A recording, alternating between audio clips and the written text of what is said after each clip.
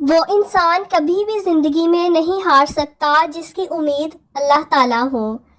میں آج تک اپنی خاموشی پر نہیں پچھتایا، جب بھی پچھتایا اپنے بول پر پچھتایا ہوں۔ مغرور آدمی اس پرندے کی طرح ہے جو آسمان کی طرف جتنا بلند ہوتا جاتا ہے لوگوں کی نظروں میں اتنا ہی چھوٹا ہوتا جاتا ہے۔ دو باتیں عقل کا عیب ہے، کہنے کے وقت چپ رہنا اور چپ رہنے کے وقت بولنا۔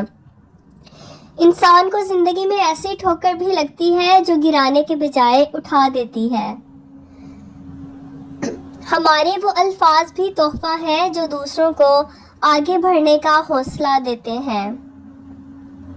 سمجھداری کی باتیں صرف دو ہی لوگ کرتے ہیں، وہ جن کی عمر زیادہ ہو اور وہ جس نے بہت کم عمر میں برا وقت دیکھ لیا ہو۔ حضرت عمر رضی اللہ تعالیٰ عنہ، اگر سادہ یا پرانے کپڑے پہننے سے عزت میں کمی آتی تو 17 پیوند لگی قمیض والے حضرت عمر رضی اللہ تعالیٰ عنہ 22 لاکھ مربع میل کی زمین کے مالک نہ ہوتے۔ جب اپنی اہمیت زبان سے بتانی پڑ جائے تو سمجھ لیں کہ اب آپ کی کوئی اہمیت نہیں رہی باقی۔ رشتے کمزور ہونے کی ایک بڑی وجہ یہ ہے کہ ہم رشتے نبھاتے کم ہیں اور آزماتے زیادہ ہیں۔ کسی کی غلطیاں دل میں رکھنے کی بجائے درگزر کرو، کیونکہ تم بھی اپنے پروردگار سے یہی امید رکھتے ہو۔ اپنے آپ کو سمجھدار ضرور سمجھیں، مگر دوسروں کو بے وقوف سمجھنے کی سمجھداری سے پرہیز کریں۔